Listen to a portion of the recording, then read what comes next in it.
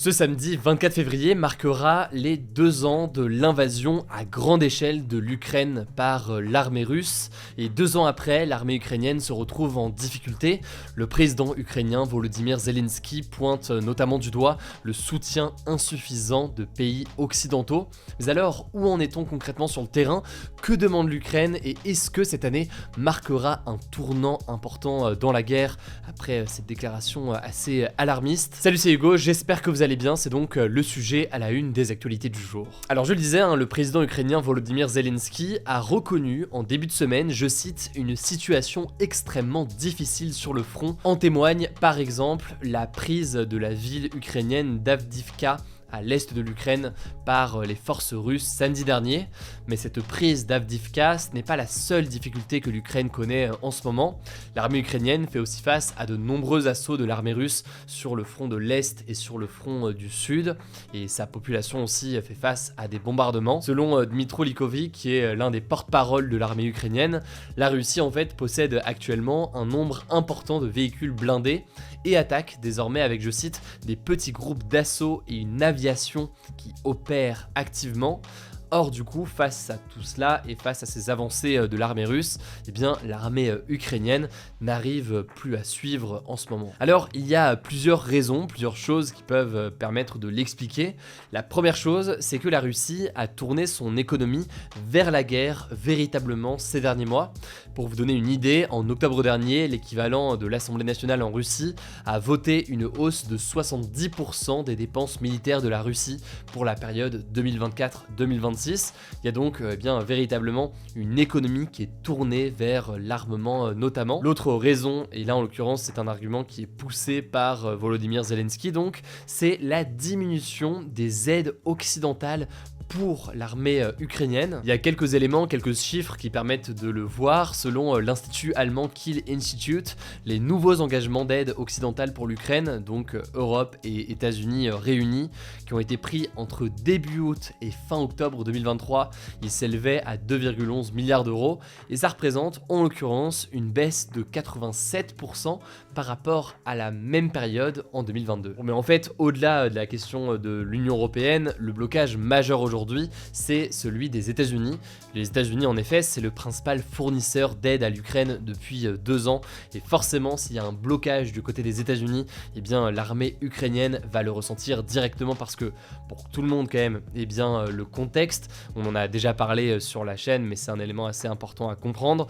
L'armée ukrainienne seulement ne serait pas capable de faire face à l'armée russe. Et donc, depuis le début de cette guerre en Ukraine, l'armée ukrainienne, certes, se développe, mais repose beaucoup, voire énormément sur tout simplement de l'aide qui vient des pays occidentaux et qui ont choisi donc de défendre l'Ukraine. Concrètement, puisqu'on parle des États-Unis, eh bien la Chambre des représentants américaine, donc c'est l'équivalent de l'Assemblée nationale en France, refuse d'autoriser un vote sur le projet de loi d'aide à l'Ukraine du président américain Joe Biden. En effet, cette chambre, elle est à majorité républicaine, donc du camp de Donald Trump opposé donc à Joe Biden, et en l'occurrence, ça fait maintenant de nombreux mois que les républicains s'opposent à une telle aide aussi importante pour l'Ukraine. Et en l'occurrence donc, ce qui est bloqué actuellement, c'est une aide assez importante d'un montant de 60 milliards de dollars. Bref, ça bloque côté américain alors que les Ukrainiens ont besoin notamment de systèmes de défense anti-aérien davantage performants par rapport donc aux offensives aériennes venant de la Russie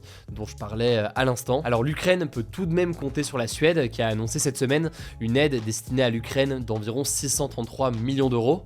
Par ailleurs, on peut noter, on en avait déjà parlé dans les actus du jour, que la France et l'Ukraine ont signé vendredi un accord de sécurité d'une durée de 10 ans. Concrètement, la France s'engage à fournir jusqu'à 3 milliards d'euros d'aide militaire supplémentaire à l'Ukraine en 2024 pour répondre notamment à des besoins urgents en matière de défense. Et d'un point de vue européen, il y a un nouveau plan d'aide de 50 milliards sur 4 ans qui a été accordé fin janvier. Mais cette somme, selon les Ukrainiens, elle n'est pas suffisante ou toujours pas suffisante suffisante pour répondre à la demande et répondre donc notamment au fait que l'aide américaine de son côté est bloquée. Autrement dit, et notamment lors des élections européennes qui arrivent au mois de juin, il risque d'y avoir un débat important sur l'aide à accorder à l'Ukraine, surtout que c'est vraiment un sujet qui fait beaucoup débat, y compris au sein des gouvernements et des populations européennes. Et sachant que d'un point de vue d'ordre de grandeur, selon le Kiel Institute for the World Economy, l'Europe devrait doubler le niveau et le rythme actuel de son soutien en matière d'armement si elle voulait totalement remplacer l'aide militaire américaine en 2024. Ça paraît en l'occurrence extrêmement ambitieux, d'où donc l'enjeu assez important pour l'Ukraine aujourd'hui. Enfin, ce qu'il faut quand même bien comprendre, c'est que au-delà donc des élections européennes à l'échelle de l'Union européenne, il y a aussi des élections présidentielles aux États-Unis en novembre. Et en l'occurrence, si Trump remporte cette présidentielle, lui qui est du camp du parti républicain, ça pourrait avoir un impact très important sur cette aide. Vous l'avez compris, il est beaucoup plus frileux sur l'idée d'accorder ces aides. Enfin, on peut noter que l'opinion publique évolue aussi au fil des jours. Selon un sondage de la fondation Jean Jaurès publié ce mercredi, 50% des Français approuvent toujours la livraison d'armes à l'Ukraine, mais c'est une proportion qui est de moins en moins élevée. C'était environ 65% il y a 2 ans. Voilà donc pour ce sujet qui me paraissait intéressant à analyser aujourd'hui pour la situation très délicate de l'Ukraine en ce moment. Et encore, on n'a pas évoqué notamment la question de l'agriculture en ce moment avec tout le débat, y compris en France, sur la question donc des aides à l'Ukraine. Si jamais vous voulez en savoir plus en tout cas sur la situation sur place, on avait fait un documentaire en Ukraine il y a environ 1 an et demi où j'avais été sur place avec mon équipe. Je vous mets le lien directement en description pour le découvrir. Je vous laisse avec Léa pour les actualités en bref et je reviens juste après. Merci Hugo et bonjour à tous. On commence avec cette actu. La guerre à Gaza pourrait mener à la mort de 85 000 Palestiniens à cause de blessures ou de maladies au cours des 6 prochains mois. Ce chiffre, il provient du pire scénario imaginé par des chercheurs d'universités britanniques et américaines qui ont réalisé une étude relayée par le New York Times. Alors concrètement, ils ont essayé d'établir le nombre potentiel de morts qu'il pourrait y avoir à Gaza entre le 7 février et le 6 août 2024 en imaginant 3 scénarios. Dans le premier scénario, Israël et le Hamas signent un cessez-le-feu immédiatement et aucune maladie infectieuse n'apparaît à Gaza. Dans ce cas-là, les scientifiques estiment que 6500 Gazaouis pourraient mourir dans les 6 prochains mois. Le deuxième scénario prévoit la mort de 58 260 personnes pendant cette période, dans le cas où l'intensité des combats serait comparable à ce qu'on a pu voir entre le 7 octobre et janvier 2024. Enfin, le troisième et pire scénario, qui prévoit la mort de 85 000 Palestiniens, serait dans le cas d'une escalade du conflit et de l'apparition d'une épidémie à Gaza. Depuis le 7 octobre, plus de 29 000 personnes sont mortes dans la bande de Gaza selon le Hamas, seule source disponible sur place, un chiffre relayé notamment par l'UNICEF. Deuxième actu, en France, Emmanuel Macron souhaite organiser un grand débat avec les agriculteurs ce samedi au Salon de l'Agriculture à Paris qui se tiendra jusqu'au 3 mars. Il s'agira, je cite, d'un échange avec un grand nombre d'agriculteurs comme il l'avait fait lors de la crise des Gilets jaunes en 2019 selon le vice-président du syndicat agricole, la FNSEA. Environ 200 personnes, des agriculteurs, des syndicalistes et des associations devraient y participer d'après le Figaro. En tout cas, les actions des agriculteurs se multiplient ces derniers jours en France et ils ont d'ailleurs prévu une manifestation à l'ouverture du Salon de l'Agriculture ce samedi. On suivra ça. Troisième actu, toujours en France, dans le Loiret, 6 hommes soupçonnés d'avoir échangé des images pédopornographiques, donc des images sexuelles de mineurs, de plus de 120 enfants et adolescents, ont été placés en détention provisoire entre avril 2023 et début février 2024, selon les informations de France Inter. Les victimes identifiées ont entre 3 et 15 ans et parmi elles, 22 sont françaises. Alors les 6 personnes arrêtées sont des hommes âgés de 36 à 61 ans et ils sont donc soupçonnés d'avoir partagé sur des messageries cryptées autour de 200 fichiers pédopornographiques qu'ils ont eux-mêmes créés. L'enquête n'est pas finie, mais en analysant le matériel informatique de 3 d'entre eux, les enquêteurs ont déjà découvert plus de 930 000 fichiers. Quatrième actu, un médecin spécialiste sur 2 pratique des dépassements d'honoraires selon l'association de consommateurs UFC Que Choisir. Le dépassement d'honoraires, c'est quand le montant facturé par un médecin pour une consultation ou un traitement est supérieur au tarif conventionnel fixé par l'assurance maladie. L'UFC Que Choisir a donc analysé les données de l'assurance maladie concernant 8 spécialités libérales, dont les anesthésistes ou encore les gynécologues. Et ce sont justement les gynécos qui pratiquent le plus les dépassements,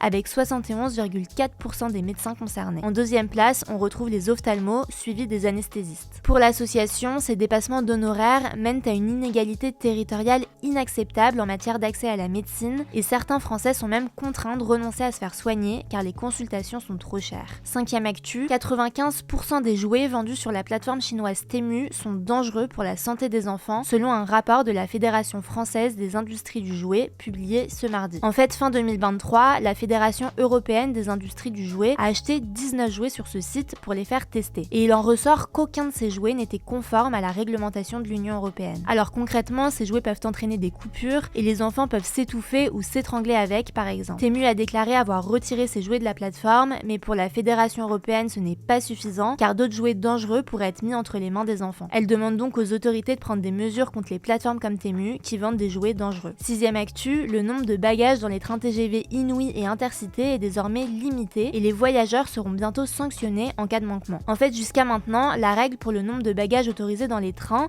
c'était qu'on devait être capable de les porter tous en une seule fois. Mais elle n'était pas forcément respectée, ce qui fait que la SNCF a décidé de préciser son règlement. Et donc depuis le 15 février, chaque passager a le droit jusqu'à 2 bagages étiquetés aux dimensions maximales de 70 x 90 x 50 cm, ce qui correspond à 2 valises ou à 2 gros sacs à dos par exemple, et à un bagage à main étiqueté aux dimensions maximales de 40 x 30 x 15 cm, comme un cabas ou une sacoche d'ordinateur. Alors la SNCF a précisé qu'il y aurait une période de tolérance jusqu'au 15 septembre, mais à partir de cette date, si la règle n'est pas respectée, les voyageurs pourront recevoir une amende de 50 € par bagage. Et on finit avec cette actu, au Royaume-Uni, les premiers billets de banque à l'effigie du roi Charles III seront mis en circulation au mois de juin, c'est ce qu'a annoncé la Banque d'Angleterre ce mercredi. Le portrait du roi apparaîtra sur les billets de 5, 10, 20 et 50 livres, mais il sera toujours possible de continuer à utiliser les billets avec le portrait de sa mère, la reine Elisabeth II. Fin 2022, les premières pièces de 50 pence avec le profil de Charles III sont entrées en circulation en Grande-Bretagne. Merci beaucoup Léa pour ces actualités en bref. De mon côté, écoutez, j'ai rien de particulier à vous dire aujourd'hui, donc n'hésitez pas à vous abonner, si jamais c'est pas encore le cas. Si vous avez des suggestions de sujets ou autres,